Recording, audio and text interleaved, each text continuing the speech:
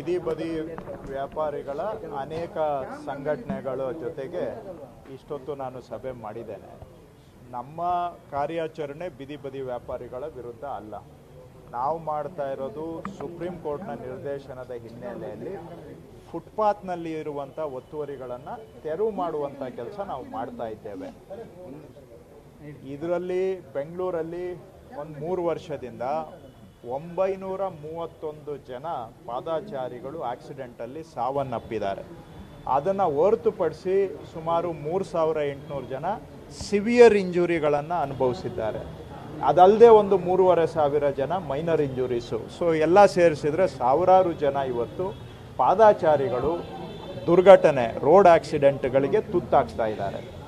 Supreme court ಇದನ್ನು ಗಮನಕ್ಕೆ ತಗೊಂಡು ಪಾದಚಾರಿಗಳಿಗೆ ಓಡಾಡುವಂಥದ್ದು ಮೂಲಭೂತ ಹಕ್ಕು, ಅದನ್ನು ಸರ್ಕಾರ ಅವರಿಗೆ ಆ ಹಕ್ಕನ್ನು ಸಿಗುವ ಹಾಗೆ ಮಾಡಬೇಕಾದ್ರೆ ಪಾದಚಾರಿ ಮಾರ್ಗಗಳಲ್ಲಿರುವ ಎಲ್ಲ ಒತ್ತುವರಿಗಳನ್ನು ತೆರವು ಮಾಡಬೇಕು ಅಂತ ಹೇಳಿದ್ದಾರೆ. ಈ ಹಿನ್ನೆಲೆಯಲ್ಲಿ ನಾವು ಇಲ್ಲಿವರೆಗೂ ಮಾಡಿರೋ ಕಾರ್ಯಾಚರಣೆಯಲ್ಲಿ ಸುಮಾರು 1581 ಕಡೆ ಅವರು ಮೆಟ್ಲುಗಳು ಮಾಡ್ಕೊಂಡು ಬಂದಿದ್ದನ್ನು, ರ್ಯಾಂಪ್ ಮಾಡಿದ್ದನ್ನು ತೆರವು ಮಾಡಿದ್ದೇವೆ. ಅದಲ್ಲದೆ ಸುಮಾರು 1800 ಕಡೆ 1790 ಅಂಗಡಿ ಮುಂದ್ಗಡೆ ಶೀಟ್ಗಳು ಹಾಕ್ಕೊಂಡು ರೋಡ್ ಮೇಲೆ ಪರ್ಮನೆಂಟ್ ಸ್ಟ್ರಕ್ಚರ್ ಮಾಡ್ಕೊಂಡಿದ್ದನ್ನು ತೆಗೆದಿದ್ದೇವೆ. ಅದಲ್ಲದೆ ಸುಮಾರು 2200 ಲೊಕೇಶನ್ನಲ್ಲಿ ಬೇರೆ ಬೇರೆ ರೀತಿಯ ಒತ್ತುವರಿಗಳನ್ನು ತೆರವು ಮಾಡಿದ್ದೇವೆ. ಸೊ ನಾವು ಎಲ್ಲವನ್ನೂ ಕೂಡ ಟ್ಯಾಕಲ್ ಮಾಡ್ತಾ ಇದ್ದೇವೆ. ಬರೀ ಬೀದಿ ಬದಿ ವ್ಯಾಪಾರಿಗಳನ್ನು ಎತ್ತುವಳಿ ಮಾಡ್ತಾ ಇದ್ದೇವೆ ಅನ್ನೋದು ಸತ್ಯ ಅಲ್ಲ. ಫುಟ್ಪಾತ್ ಮೇಲೆ ಯಾರ್ಯಾರು ಎನ್ಕ್ರೋಚ್ಮೆಂಟ್ ಮಾಡಿದ್ದಾರೆ, 2200 ಕಡೆ ಫುಟ್ಪಾತ್ ಮೇಲೆ ಅವರು ಅಡ್ವರ್ಟೈಸ್ಮೆಂಟ್ ಬೋರ್ಡ್ಗಳನ್ನ ಹಾಕಿದ್ದು, ಸೈನ್ ಬೋರ್ಡ್ಗಳು ಹಾಕಿದ್ದನ್ನು ತೆಗೆದಿದ್ದೇವೆ. 1580 ಕಡೆ ರ್ಯಾಂಪ್ಗಳನ್ನು ತೆಗೆದಿದ್ದೇವೆ, ಮೆಟ್ಲು ತೆಗೆದಿದ್ದೇವೆ. 1790 ಕಡೆ ಶೀಟ್ಗಳು ಹಾಕ್ಕೊಂಡು ಮುಂದೆ ಬಂದಿದ್ದನ್ನು ತೆಗೆದಿದ್ದೇವೆ. ಸೊ ಅದಕ್ಕೆ ಕಂಪೇರ್ ಮಾಡಿದರೆ ಬೀದಿ ಬದಿ ವ್ಯಾಪಾರಿಗಳು ಅಫೆಕ್ಟ್ ಆಗಿರೋರ ಸಂಖ್ಯೆ ಅದಕ್ಕಿಂತ ಕಡಿಮೆನೇ ಇದೆ ಇವೆಲ್ಲದಕ್ಕೂ ಕಂಪೇರ್ ಮಾಡಿದರೆ.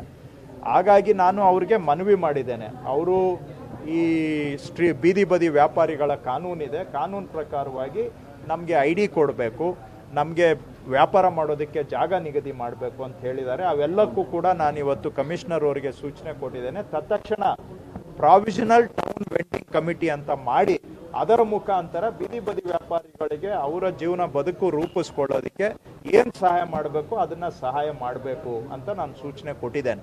ನಮ್ಮ ಕಾರ್ಯಾಚರಣೆ ಬೀದಿ ಬದಿ ವ್ಯಾಪಾರಿಗಳ ವಿರುದ್ಧ ಅಲ್ಲ, ನಮ್ಮದು ಸುರಕ್ಷಿತ ಪಾದಚಾರಿ ಮಾರ್ಗ ಮಾಡೋದಕ್ಕೆ ನಾವು ಮಾಡ್ತಾ ಇದ್ದೇವೆ. ನಾನು ಅವರ ಸಹಕಾರವನ್ನು ಕೇಳಿದ್ದೇವೆ. ಬೆಂಗಳೂರಲ್ಲಿ 15,000 to 18,000 ಕಿಲೋಮೀಟರು ರೋಡ್ ಇದೆ. ನಾವು ಟಾರ್ಗೆಟ್ ಮಾಡಿರೋದು 1,500 ಕಿಲೋಮೀಟ್ರು, 10% ಕೂಡ ನಾವು ಟಾರ್ಗೆಟ್ ಮಾಡಿಲ್ಲ.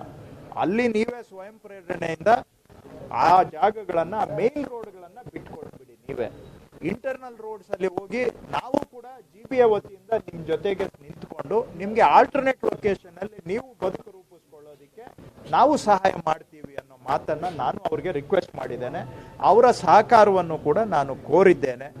ಸೊ ಇಷ್ಟು ಇವತ್ತು ನಡೆದಂತಹ ಸಭೆಯ ಸಾರಾಂಶ. ಮುಂದುವರಿಯುತ್ತೆ ಸರ್ ಕಾರ್ಯಾಚರಣೆ ಮುಂದುವರಿಯುತ್ತೆ. ಸುಪ್ರೀಂ ಕೋರ್ಟ್ನ ಸೂಚನೆಯಂತೆ ನಾವು ಕಾರ್ಯಾಚರಣೆಯನ್ನ ಮುಂದುವರಿಸಲೇಬೇಕಾಗತ್ತೆ. ಯಾಕಂದ್ರೆ ಪಾದಚಾರಿ ಮಾರ್ಗಗಳಿಗೆ ಫುಟ್ಪಾತ್ ಅಲ್ಲಿ ಓಡಾಡೋರಿಗೆ ಅದು ಓಡಾಡುವಂತಹದ್ದು ಸುಪ್ರೀಂ ಕೋರ್ಟ್ ಹೇಳಿದೆ, ಇದು ಮೂಲಭೂತ ಹಕ್ಕು, ಫಂಡಮೆಂಟಲ್ ರೈಟ್ ಅಂತ ಹೇಳಿ.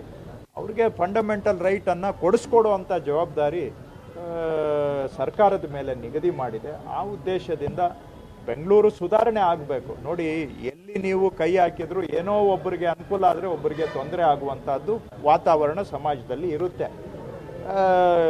ಬೆಂಗಳೂರಲ್ಲಿ ನೀವು ಎಲ್ಲಿ ಕಸ ಸರಿ ಮಾಡೋಕ್ಕೆ ಕೈ ಹಾಕಿದರೆ ಅಲ್ಲೂ ಕೆಲವರಿಗೆ ತೊಂದರೆ ಆಗುತ್ತೆ. ಉದಾಹರಣೆಗೆ ಹೇಳ್ತಾ ಇದ್ದೇನೆ,